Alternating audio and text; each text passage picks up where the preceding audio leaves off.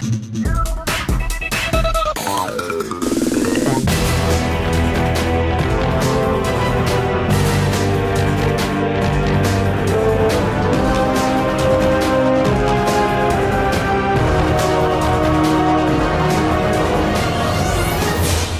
up YouTube, Dal here from Zephyr War Games, and today I'm going to bring you a test and combo video for the Dark Magician Prosperity build that I showed you guys the other day. Now this was a request by DSG, so I would be more than happy to kind of show this off. What we're going to do is we're going to do 2 test stands going first, 2 test stands going second, to show off the route of play for this particular deck. Now the way I've seen it is we kind of want to be able to get to Red Eyes Fusion. We don't want to open up multiples, but if we get to 1, the only hand trap you lose to is Ash. So then we kind of filter in other cards that will protect from that, but will also be able to be utilized later on in the turn, later on in the game as well, and can ultimately protect your Verte Anaconda should you go that route instead. So we'll start with an opening hand of 5 being 1, 2, 3, 4, 5. Now that's actually pretty good because we've got a couple of routes here that can deck thin for us. We've also got a couple of routes that can put the Schism back to the top of the deck. It really depends on the route you want to go. So what I'm going to try and do first is I would ideally try and bait my opponent out with an Ash Blossom first. So you're going to go with Preparation Rites. If they Ash that, you know your Prosperity is good to go. You can do it the other way around, but at least we're going the Prosperity route. You're digging for Red Eyes Fusion. You're trying to bait out Red Eyes Fusion. On the flip side of this as well, a successful resolution of the Preparation of Rites will actually lead you to a Verte combo, but the Verte route will actually lose to a lot more. So you're looking at losing to Veilers and Imperms, whereas if you dig for the Red Eyes Fusion without making a summon, you're actually going for a, you can only lose to Ash Blossom. So activate the Preparation of Rites, resolve this, and you're going to go for, of course, your Illusion of Chaos. I'm going to reveal the Illusion of Chaos in the hand, and that's going to let me add a Magician's Rod.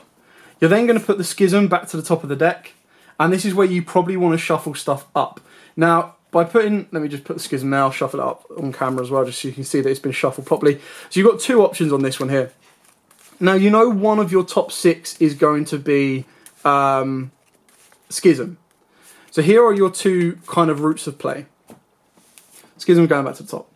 Route 1 is you activate the Pot of Prosperity, and the only card you are digging for is a Red Eyes Fusion. The issue with that is if your opponent has been next level big braining you and has held back their Ash Blossom for the fear of Red Eyes Fusion, you're in mass amounts of trouble. The other option is you can normal summon the Rod, special summon the Souls, that is your Verte combo already, and off of the Souls you can send the Prosperity to give you that additional draw, and you can also use Magician's Rod to get you a circle to look at the top 3 to make sure if it is worth activating Souls to send. Now that is obviously more of a damaging route. It's not the end of the world. As long as you don't get Ghost Ogred on either one of these components, you should be completely fine. So we're going to activate the Prosperity because we're going to go for the route that this deck was designed to do. So 1, 2, 3, 4, 5, 6. Now obviously, apart from the fact we've just revealed 2 Red Eyes Fusion, we could, if we had the Red Eyes Fusion hand, take the cross out and your opponent goes, right, okay, well, I'm not stopping that.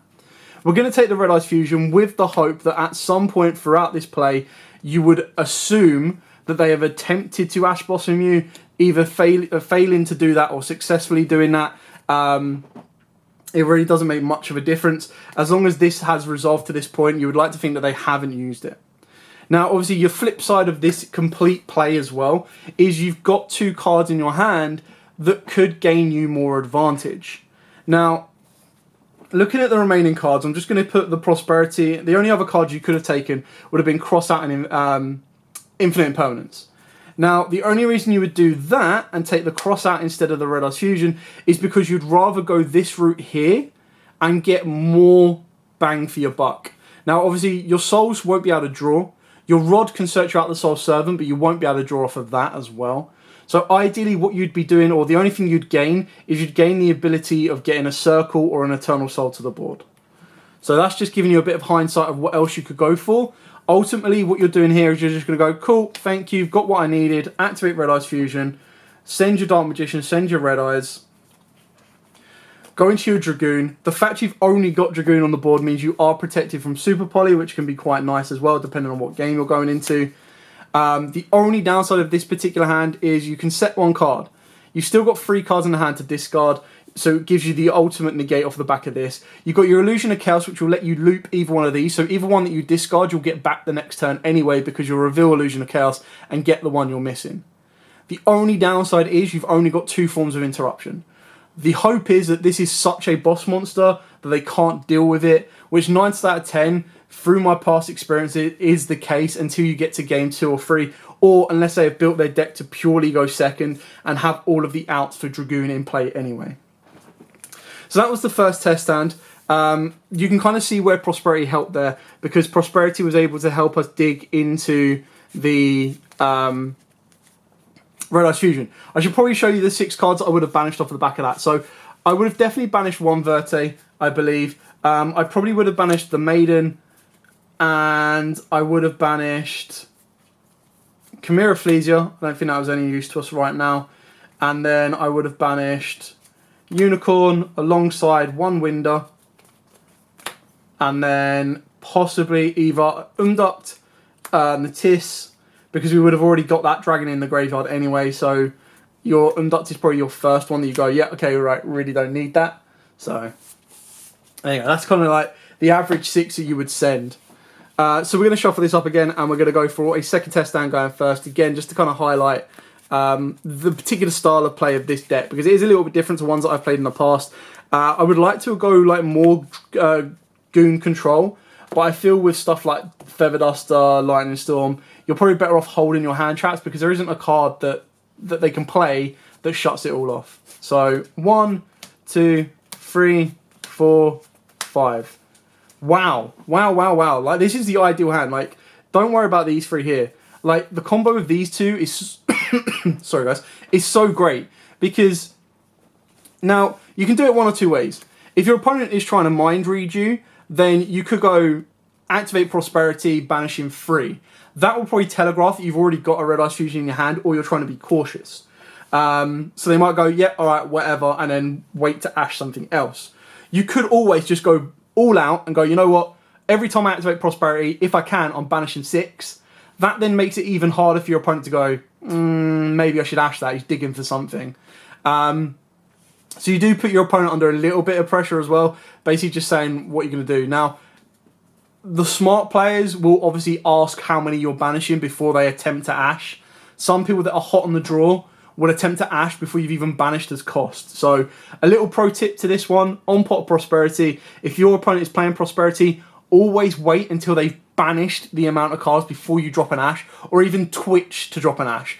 Because if you twitch to drop an ash, they might go, okay, I'm only going to banish 3 because I expect an ash.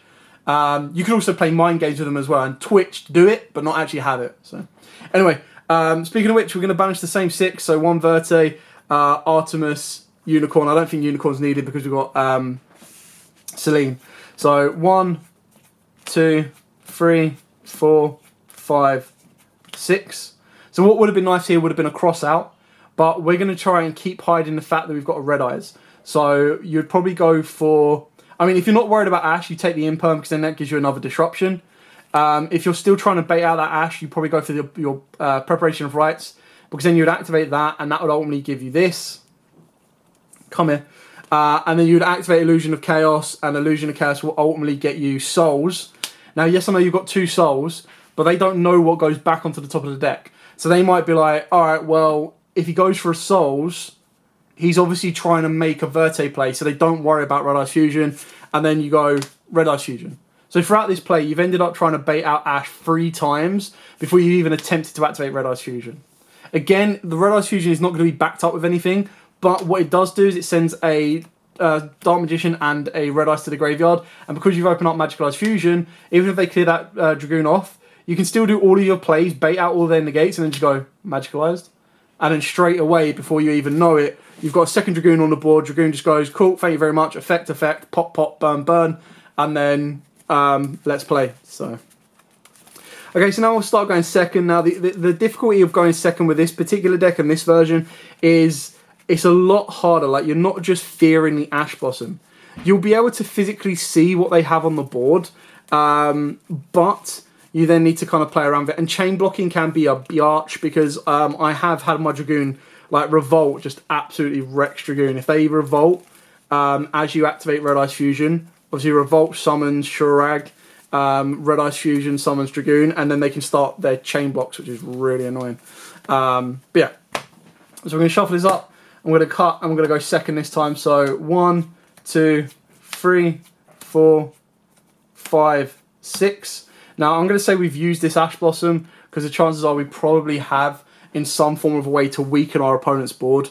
If you're doing something like that, when you're activating the Ash Blossom, you want to make sure that you're saving it for a card that would ultimately end up stopping your Red Eyes Fusion plays. So in this scenario, we're not going to be able to get to Red Eyes Fusion, but we do have a couple of routes to get to Dragoon. Or Verte Dragoon. So you've got the Magician Souls play. Now, you've got a couple of other options on this one. What I quite like about this is, off of the Magician Souls, I'll show you how you can replenish your hand as well. So Magician Souls, send Dark Magician Gale. Now, you're obviously in a little bit of a sticky situation because any Omni Negate that destroys, any Imperm, any Chi Xiao, anything that will turn this card off, you're in a bit of trouble. So you don't mind this one getting turned off as long as it doesn't negate its effects entirely. Like an Imperm can hurt. But if it's like an Ash Blossom or something like that, but obviously not, you can Ash that. But you kind of see what I mean, is you're going to normal summon the Rod. Rod's effect will go off. Now on this one, I'd actually add the Soul Servant. Now, you could have tried to bait some hand traps out or negates out by activating Illusion of Chaos as well prior to this. But ultimately, all you're going to be doing is searching another Magician's Rod. On this particular scenario, what I've done is I'm going to shuffle this up. Now, I probably want to do a blind draw, and what I mean by that is I can activate this to get a Saravis, which is probably something I should have done before. So let me do that now, actually, because then it means, I suppose you kind of want to do it after you've tried to bait stuff out. Because then once you get the Saravis, as long as they've used up like their negates on the board already, then your Saravis is 100% going to protect your Verte. So I would then personally, and this is something that I've done quite a lot, is I've actually taken the blind draw off of the Soul Servant, because the blind draw can sometimes be exactly what you want to stat, and there's nothing I want right here. The only thing that I'd want would be a Dark Magical Circle, and even then I would need that to reveal something else I'd want. So we're going to draw one, which is Ash Blossom, so technically we can use this turn because we used it in the last turn. So you then obviously try and make your Verte play. Now, the idea behind this is you should be pushing for game off the back of this. Dog agrees or disagrees, I don't know. You're going to activate your Verte. Now, they can't Ash it, so chances are, unless they've got a non-target negate, you're pretty protected because you're just going to Saravis it anyway. You'd send your Red Eyes, you'd send your Dark Magician, you'd get into your Dragoon, and then your Dragoon is obviously got a lot of fat stacks in his hand that he can just discard to do what he needs to. Plus, you've also got the Soul Servant in the graveyard, so you're going to be able to draw 2 random cards. Obviously, the Red Eyes would be in the graveyard. There you go, Veiler. Doesn't really matter what ones they are. And then the Deer Servant just gives you further extension. But you've now replenished your entire hand. Let's say we did discard this to protect Verte from an Imperm or something, even though they knew you had it. And then your Dragoon's just going to go, cool, effect, pop, pop, burn, burn, and go from there. Which is what I'm saying, is that the more damaging hand traps for a particular deck like this is something that destroys. So something like a Gamma, something like an Ogre, is actually more damaging than something like an Imperm or a Veiler or even an Ash. Obviously, the Ash is the most damaging on Red Eyes Fusion, as I've said before, but if you're able to bait that out against an inexperienced player, and sometimes the best thing about it is, like, you just smile. If you open up something like a Prosperity and you open up a Crossout and a Red Eyes Fusion, then you might as well try and bait your opponent out, and the second they drop that Ash Blossom, you can protect anything you're trying to play. So you can try and make them feel smug that they're like, oh, I'll let that go. I'll let the Prosperity go through because I'm going to hold back the Ash Blossom for your Red Eyes Fusion. And nothing feels better if you reveal a Crossout or a Call by the Grave off of that. Because you're just like, ha, no matter what you've got, you're not stopping this. And the best thing about Crossout as well, because you already played Droplets in the main deck, is if your opponent tries to activate Droplets, they have to send a monster effect to stop you. Sorry, they have to send a monster to turn off Dragoon to stop Dragoon responding in the game Droplets. So as long as you've only got one monster on the board, they can't send a monster and a spell. So if you've got a Crossout, you're always going to negate it. So there's no win for them on that one. So 1, 2, 3, 4, 5, and then 6. We're going to say the exact same thing that we've used the Veiler. I'm probably going to say the same thing on the Imperm as well. Like, depending on what my opponent has, like, I'm not going to drop this on an Appaloosa because I'm digging for... I'm going to be digging, but if I drop this on, like, a Baron, like, I've taken out their Omni Negate. That's what you want to target. Like, you don't care about anything that is, like, a target negate. You don't care about Yugioh, you don't care about Fogblade, so you don't even care about an Imperm. So dropping an Imperm on a Baron or an Omni Negate that they then are forced to deal with really causes them a lot of issues. So we've done that. We've burnt our hand out quite a bit. We're going to activate the Prosperity here because ultimately all I'm doing is I'm trying to turn off my opponent's interruptions and I'm going to dig. So we're going to go 1, 2, 3, 4, 5, 6. Thank you, number 5. So we're going to take the Red Ice Fusion. That could have been a very, very poor Prosperity. We're going to take the Fusion. Now, yes, your opponent is only going to take half damage for this turn. But that's when you want to try and set backups in place. So you're going to activate the Red Ice Fusion. You're going to summon out this. You're not going to be drawing anymore, which is completely fine because what you can do here is you can actually set the Servant and hold on to these 2 cards right here. Dragoon will do pop, pop and burn half and burn half. Then he will attack for half damage. The chances are your opponent will probably survive this, but once they've had to play through a Veiler and Imperm and your Dragoon has just killed 2 cards, you're setting yourself up for an Omni Negate in the next turn. If you really, really wanted to and you weren't caring about stacking your deck for a Rod during your opponent's turn, you could actually hold this. And it just means that you've got a nice discard off of the back of this to go from there. You're obviously going to get a draw during your next turn as well. So let's say we draw for turn. I mean, that's another bait out as it is. Magician's Soul, since Dark Magician Girl, you can banish the Soul Servant. Will draw you 2 cards as long as one of them isn't a Dark Magician Girl. And you can kind of see where you're then progressing from there. So, like I said, the same with Extrav. Like, unless your opponent is going to shotgun early a Lancia, and if they're putting Lancia in against Dark Magician, then fine, big brain plays, bro. But yeah, the whole idea behind this is that you're trying to bait your opponent. You're trying to say, come on then, come on, hurry up, go on, ash me, and then you're going to go Red Ice Fusion. So it's all that misdirection, it's all that false hope of going, yeah, cool, you can ash me, you can do whatever you want on my Prosperity. Oh no, I'm not going anywhere. And then you just go, ha, got him. And you just drop that Red Ice Fusion. There are some times where you have to risk it. You have to drop that Red Ice Fusion even though they could still have an Ash. If they have it, they have it. That's where the control version works a little bit better for the pure fact that you can set these back rows and those back rows will be more disruptive and more interactive than the hand traps. But the hand traps just give you that fair balance of if I win the dice roll, I'm in a good place, and if I lose the dice roll, I'm also in a good place.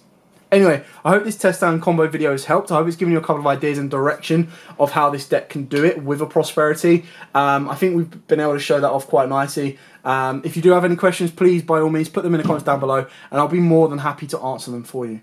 As absolutely always, though, guys, please stay safe, and of course, happy dueling.